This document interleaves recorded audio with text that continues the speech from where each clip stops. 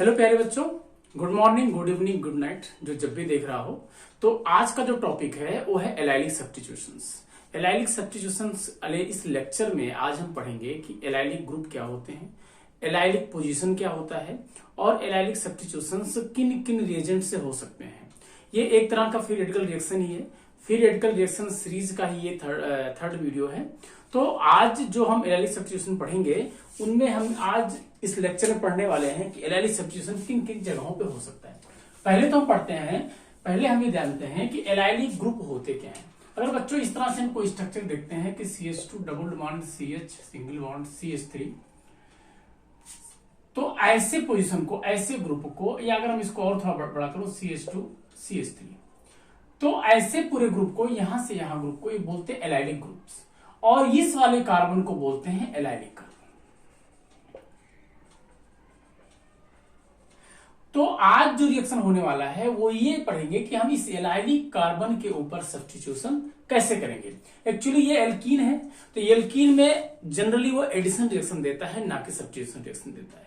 तो जो स्पेशल ये है कि आज इस एल्कीन के बगल वाले कार्बन, जो एलाइलिक कार्बन बोला जाता है, उस पे हमें सब्स्टिट्यूशन रिएक्शन कराना है जो नॉर्मल एडिशन रिएक्शन से अलग है।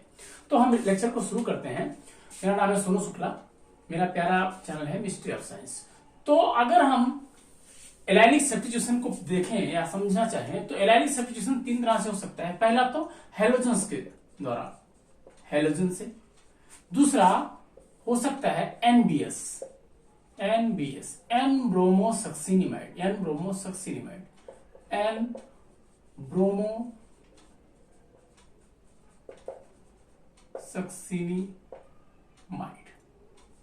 ठीक है, एन ब्रोमोसक्सिनिमाइड। ये हाई टेम्परेचर या फ्री रेडिकल के प्रेजेंस में, फ्री रेडिकल्स या पेरोक्साइड्स, ये भी हेलोजिनेशन क्या होगा, यानी फ्री रेडिकल रिएक्शन हो रहा है। तो फ्री रेडिकल रिएक्शन में हमने पहले ही जब फ्री रेडिकल इंटरमीडिएट पढ़ाया था तो हमने समझाया था कि फ्री रेडिकल जनरेट करने के लिए आपको 5 चीज जरूरत पड़ती है। इसको हमने बताया था helper, HELPR, heat, electricity, light, peroxide या रेडिएशन। इन 5 चीज ही हेल्प करती है फ्री रेडिकल रिएक्शन को इनिशिएट करने के लिए। तो जो हमने पहले लेक्चर में पढ़ा था कि फ्री रेडिकल रिएक्शन होते कैसे हैं, फ्री रेडिकल रिएक्शन कैसे होते हैं कि पहले इनिशिएशन होगा, इनिशिएशन में फ्री रेडिकल पेरोक्साइड या फ्री रेडिकल जनरेट होते हैं, चाहे वो पेरोक्साइड से हो। इन 5 फैक्टर में से कोई भी फैक्टर फ्री रेडिकल को जनरेट कर सकता है। तो जब फ्री रेडिकल जनरेट होगा उसके आगे के रिएक्शंस में हम प्रोपोगेशन और टर्मिनेशन रिएक्शन देखते हैं। तो मींस जब भी फ्री रेडिकल रिएक्शन होगा तो आपको ये कंडीशन होना ही होना चाहिए। वो इस हाइलोजिनेशन के लिए भी लगेगा, इसमें भी हेल्पर की जरूरत पड़ेगी। इसको मैं पूरा लिख दे रहा हूं, जिन बच्चों ने पहले लेक्चर में नहीं पढ़ा है उसका बताया था। इसका मतलब हीट, इसका मतलब वो इलेक्ट्रिसिटी, इसका मतलब लाइट, इसका मतलब पेरोक्साइड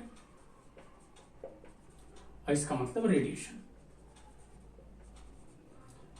तो ये 5 फैक्टर होते हैं जिनके कारण से फ्री रेडिकल जनरेट होते हैं, ठीक है। ओके, अगला एक और रिएजेंट है जिससे फ्री एलाइलिक सब्स्टिट्यूशन होता है, वो है SO2Cl2, sulphuryl chloride, sulphuryl chlorides. ये 3 मेन रिएजेंट्स हैं जिनसे हम फ्री रेडिकल एलाइलिक सब्स्टिट्यूशन करते हैं। ये सारे रिएक्शन फ्री रेडिकल मैकेनिज्म के थ्रू होंगे।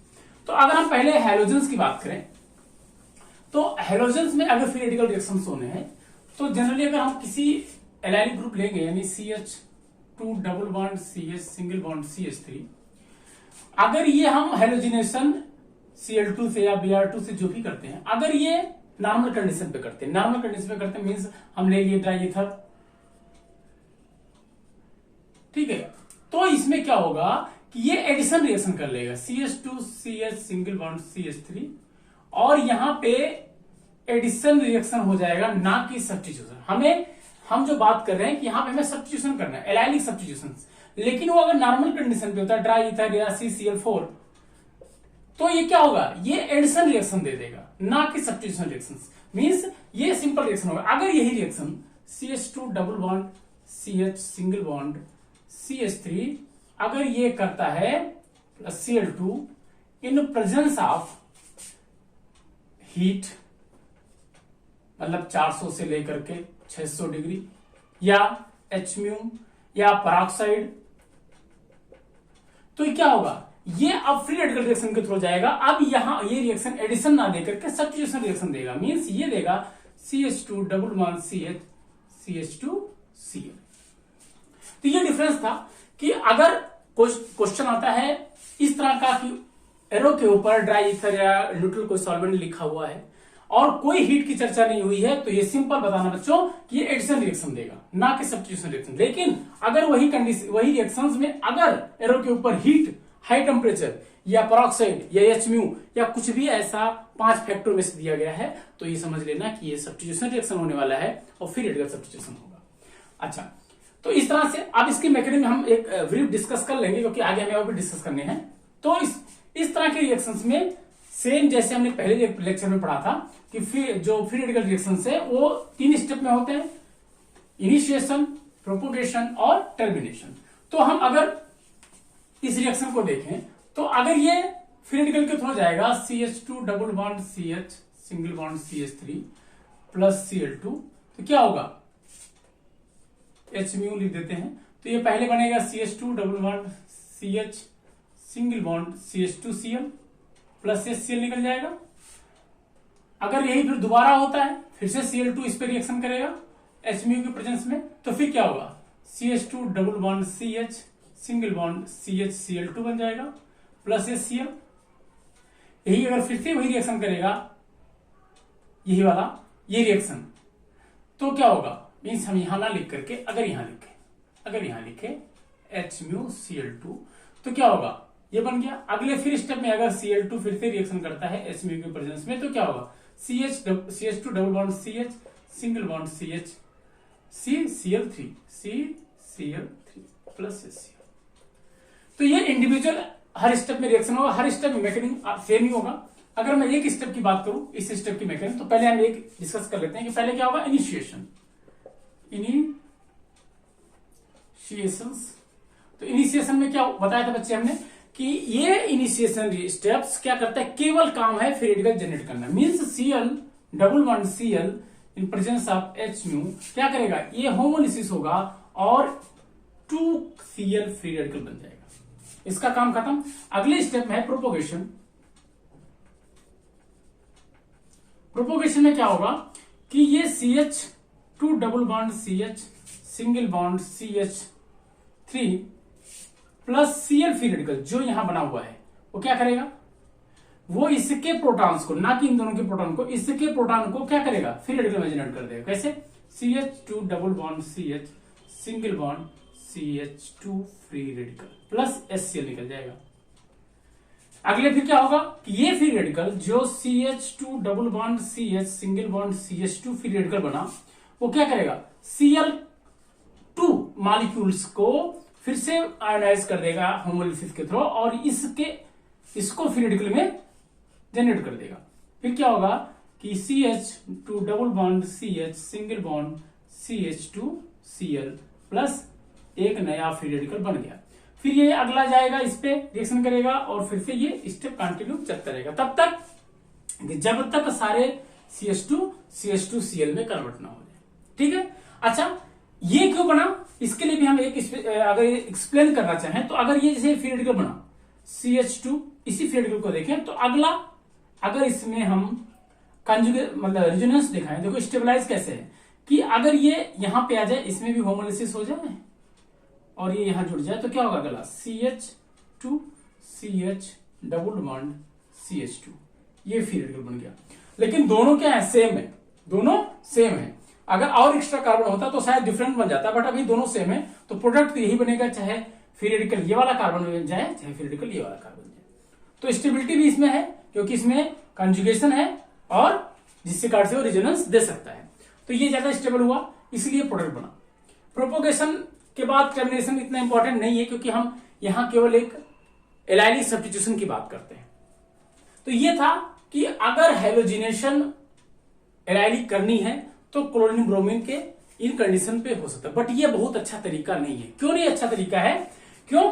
क्योंकि ये फ्री रेडिकल्स और भी जगहों पे फ्री रेडिकल बना सकता है, या ये बहुत अच्छा तरीका नहीं बनाता, क्योंकि क्लोरीन अनकंट्रोल्ड रिएक्शन होता है। क्योंकि ये Cl2 आप गैस है और इसको कंट्रोल वे में नहीं दे सकते, इसीलिए डेवलप्ड हुआ अलग अलग रिएजेंट, जैसे हुआ NBS।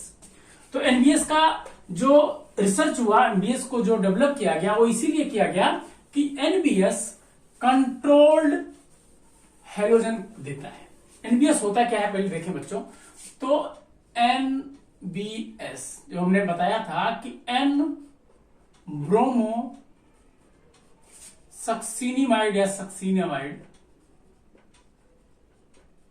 ठीक है, N ब्रोमो सक्सिनामाइड स्ट्रक्चर होता है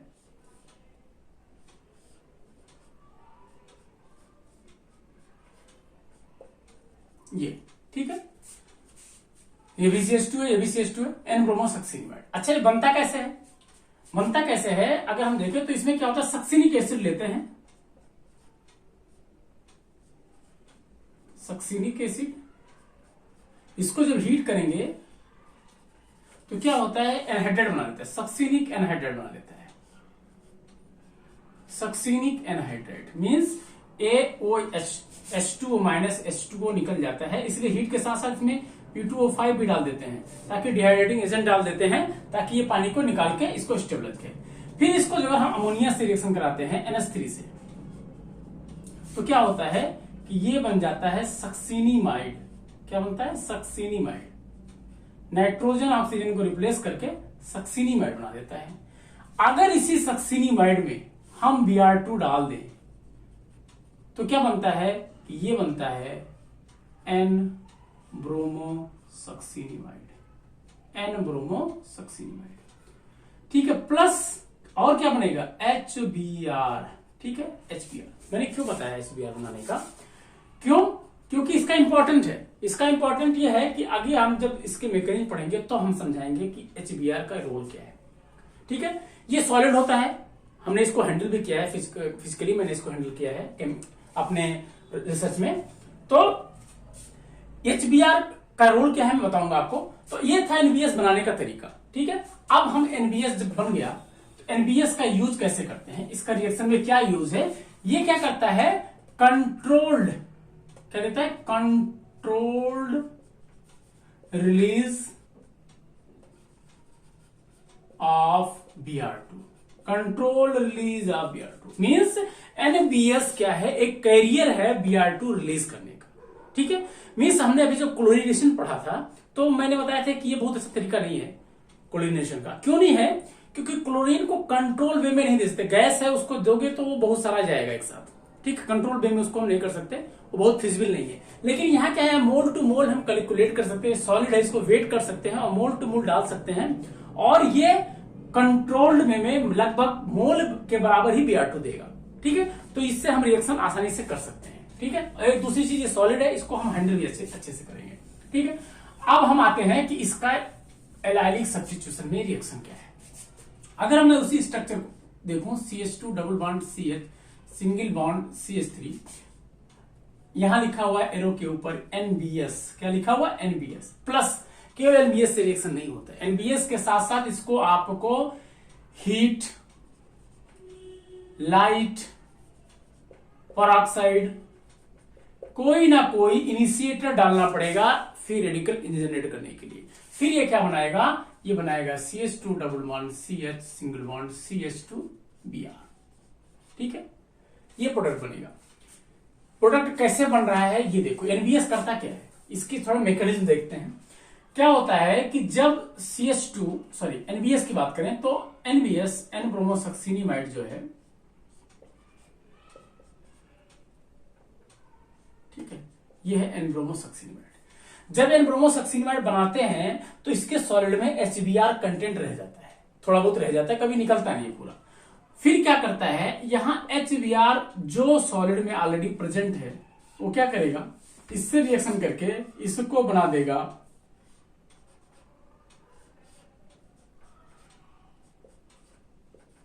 NH प्लस Br2, क्या बना देगा, Br2।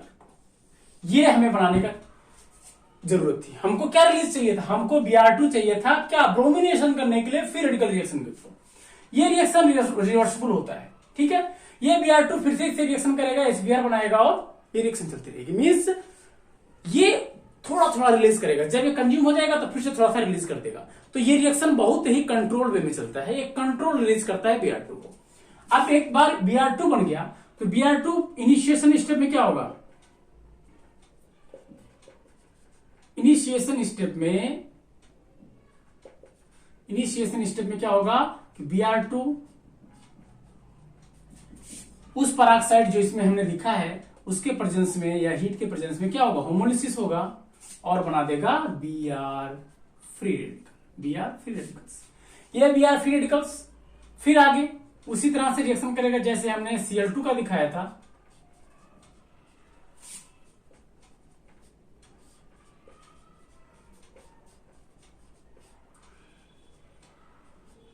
ये बना देगा HBr, ठीक है। ये भी HBr उसको फिर से हेल्प करेगा Br2 बनाने में।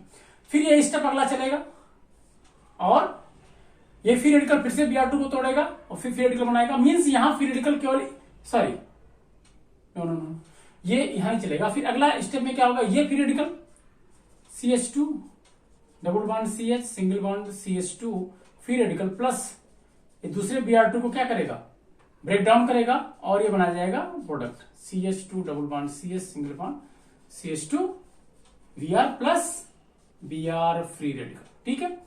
ये स्टेप फिर से वही जैसे हमने फ्री रेडिकल मैकेनिज्म में पढ़ा था कि ये कंटिन्यू चलता रहेगा, तब तक चलता रहेगा जब तक सारे allylic carbons, allylic molecules allylic bromide में न बन जाए। तो ये था स्टेप कि रिएक्शन कैसे होता है। रिएक्शन ऐसे मैकेनिज्म सबकी हेलोजिनेशन या सबकी फ्री रेडिकल मैकेनिज्म एक जैसी है, चाहे वो ब्रोमिनेशन का हो, क्लोरिनेशन का हो या सिंपल Cl2 से क्रिया कराया जाए या फिर NBS से क्रिया कराया जाए। तो ये था कि इनकी जरूरत कब पड़ी थी, इनकी जरूरत तब पड़ी थी कि जब हम Cl2 को कंट्रोल वे में ना दे पाए तो N ब्रोमोसक्सिनिमाइड की जगह पे N क्लोरोसक्सिनिमाइड भी मिलता है जो हम ब्रोमिनेशन या क्लोरिनेशन कर सकते हैं, ठीक है। अच्छा, तीसरा जो हमने डिस्कस किया था कि सल्फ्यूरिल क्लोराइड। बच्चों सल्फ्यूरिल क्लोराइड और थायनिल क्लोराइड दो अलग अलग चीजें हैं, ठीक है। थायनिल क्लोराइड और सल्फ्यूरिल क्लोराइड में डिफरेंस क्या है कि अगर SO2Cl2 देखें, यह है सल्फ्यूरिल क्लोराइड,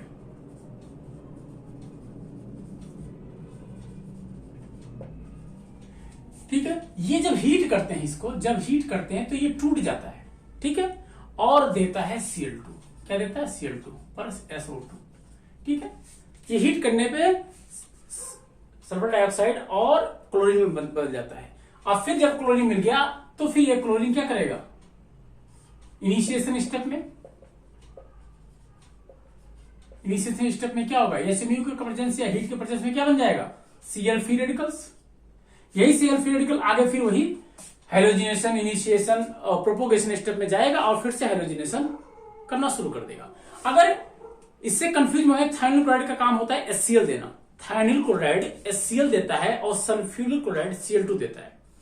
थायनिल क्लोराइड का हमेशा एसिड टू एसिड क्लोराइड बनाने में यूज करते हैं, लेकिन सल्फ्यूरिल क्लोराइड का यूज जो करता है वो Cl2 रिलीज करने के लिए देता है, चाहे वो हेलोजिनेशन के लिए हो या किसी और एडिशन, Cl2 का एडिशन भी होगा तभी इसका यूज कर सकते हैं। लेकिन सिंपल इसका यूज जो है ये एक SO2Cl2 है, एक SOCl2 है, एक SOCl2 है। यह है थायोनिल क्लोराइड, ये रिलीज करता है HCl, और जो SO2Cl2 है जो सल्फ्यूरिल क्लोराइड है वो रिलीज करता है Cl2। दोनों में बहुत डिफरेंस है। अक्सर लोग बच्चे गलती कर देते हैं, SOCl2 की जगह अगर दिया हुआ है तो ये HCl देगा। HCl क्या करेगा, एडिशन रिएक्शन देगा, जो भी करेगा एसिड की तरह बिहेव करेगा।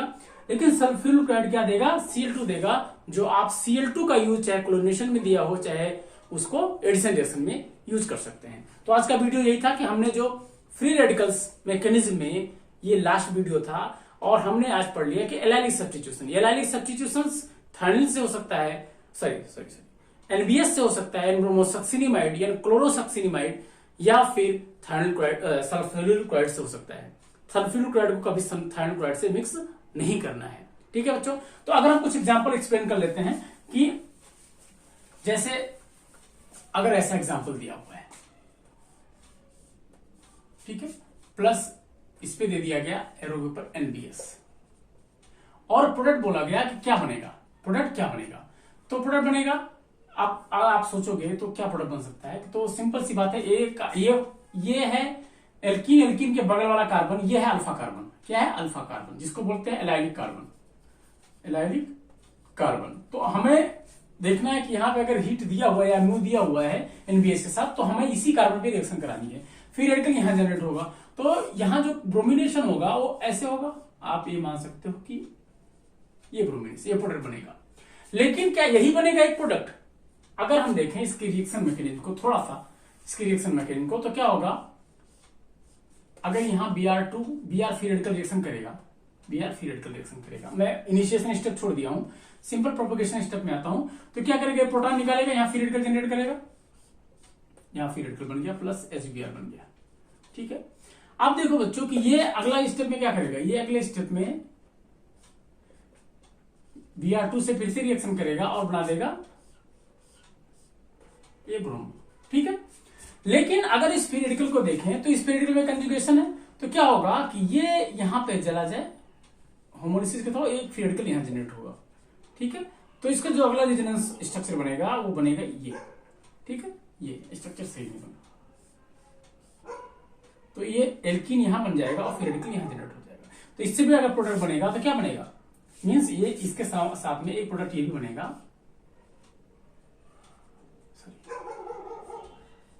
ये।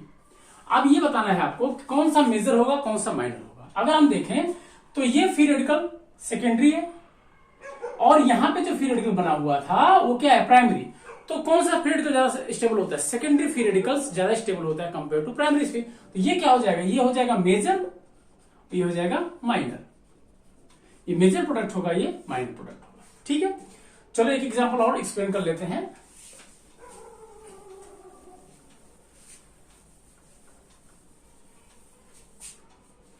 अगर ऐसा है,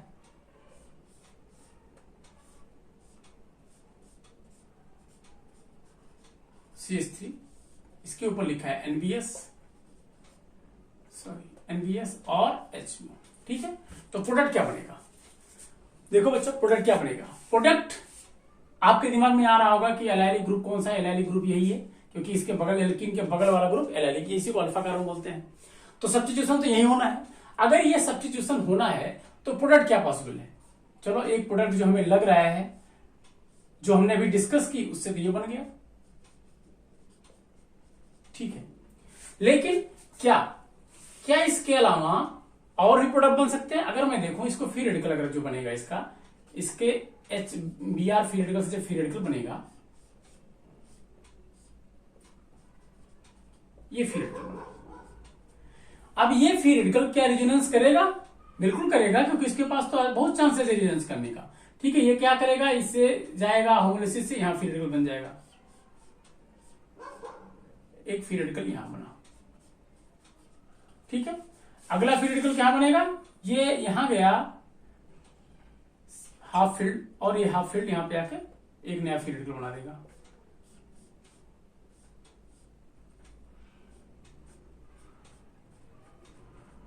ठीक है, अगला फ्री रेडिकल क्या बनेगा, यहां बनेगा, क्योंकि ये यहां पे आएगा और इसको यहां फ्री रेडिकल दे देगा।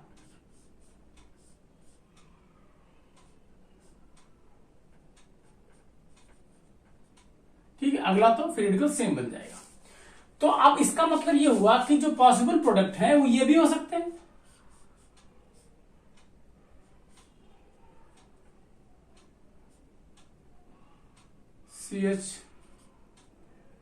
CH2 डबल बॉन्ड CH, अगर इसको देखें तो ये बन गया। ठीक, प्लस इसको देखें तो क्या बनेगा,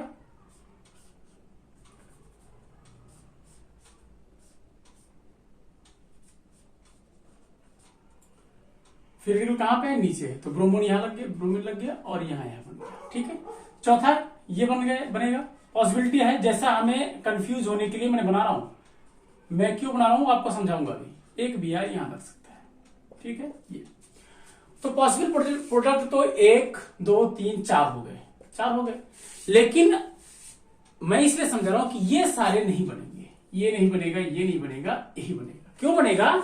क्योंकि बच्चों देखो तो यहां पे ये 3 स्ट्रक्चर जो है ये एरोमेटिक लॉस्ट कर रहे हैं।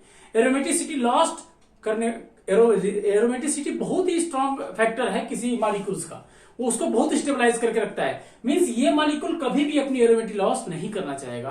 तो जो ब्रोमिनेशन होगा केवल सिंगल प्रोडक्ट बनेगा, यही बनेगा। अगर आपको ऑप्शन मिलते हैं कि पॉसिबिलिटी है ए बी बने, पॉसिबिलिटी है बी बने, पॉसिबिलिटी है सी बने, पॉसिबिलिटी है डी बने, या लास्ट में ऑप्शन आता है ऑल ऑफ देम, तो क्या कभी कभी बच्चे गलती, ये स्ट्रक्चर जो ज्यादा दिमाग लगा के रिजोनेंस बना लेते हैं, वो क्या करते हैं, ऑल ऑफ देम कर देते हैं। इससे क्या होता है कि उनका कोई आंसर गलत हो जाता है। तो ये सब चीजों को ध्यान में रखना है कि रिजोनेंस के अलावा उसकी मॉलिक्यूल की स्टेबिलिटी, एरोमेटिसिटी, ये सब चीजें डिस्ट्रॉय नहीं होनी चाहिए, तभी वो सही होता है। तो आगे अपनी तैयारी बनाते रहिए, पढ़ते रहिए, मस्त रहिए। Thank you.